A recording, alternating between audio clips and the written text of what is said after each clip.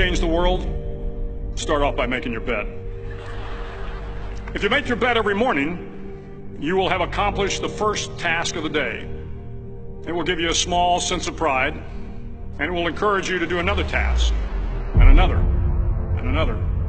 And by the end of the day, that one task completed will have turned into many tasks completed. Making your bed will also reinforce the fact that the little things in life matter. If you can't do the little things right, you'll never be able to do the big things right. And if by chance you have a miserable day, you will come home to a bed that is made,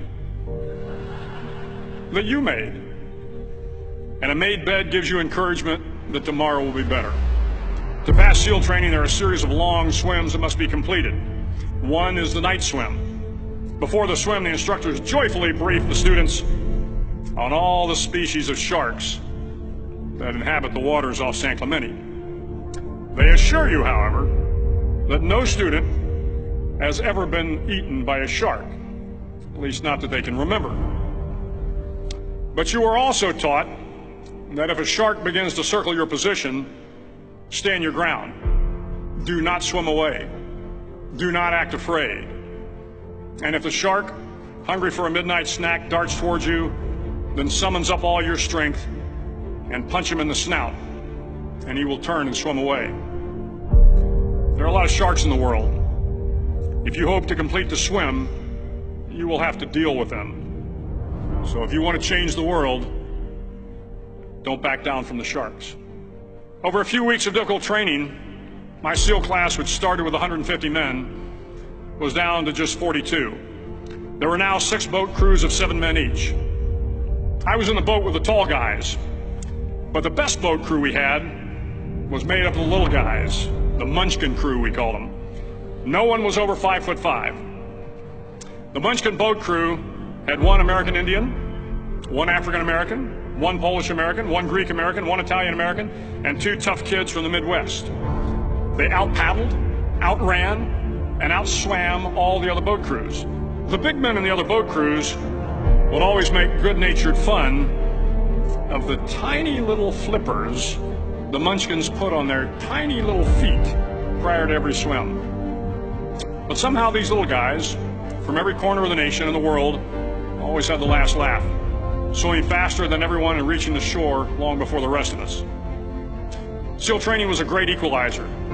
Nothing mattered but your will to succeed, not your color, not your ethnic background, not your education, not your social status. If you want to change the world, measure a person by the size of their heart, not by the size of their flippers. The 9th week of training is referred to as Hell Week. It is 6 days of no sleep, constant physical and mental harassment, and 1 special day at the Mud Flats. The Mud Flats are an area between San Diego and Tijuana where the water runs off and creates the Tijuana Sloughs, a swampy patch of terrain where the mud will engulf you. It is on Wednesday of Hell Week that you paddle down to the Mud Flats and spend the next 15 hours trying to survive the freezing cold, the howling wind, and the incessant pressure to quit from the instructors.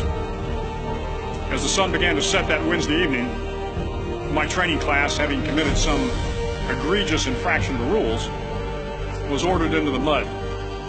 The mud consumed each man till there was nothing visible but our heads. The instructors told us we could leave the mud if only 5 men would quit. Only 5 men, just 5 men, and we could get out of the oppressive cold. Looking around the mud flat, it was apparent that some students were about to give up. It was still over 8 hours till the sun came up. 8 more hours of bone-chilling cold. The chattering teeth and the shivering moans of the trainees were so loud, it was hard to hear anything.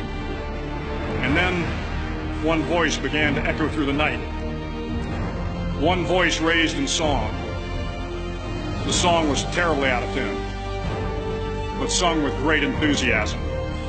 One voice became 2, and 2 became 3, and before long, everyone in the class was singing. The instructors threatened us with more time in the mud if we kept up the singing, but the singing persisted, and somehow the mud seemed a little warmer, and the wind a little tamer, and the dawn not so far away. If I have learned anything in my time traveling the world, it is the power of hope.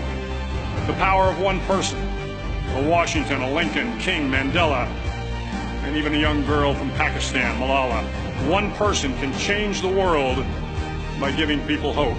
So if you want to change the world, start each day with a task completed.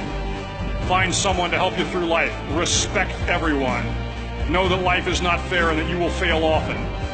But if you take some risks, step up when the times are the toughest, face down the bullies, lift up the downtrodden, and never ever give up. If you do these things, the next generation and the generations that follow will live in a world far better than the one we have today. And what started here will indeed have changed the world for the better.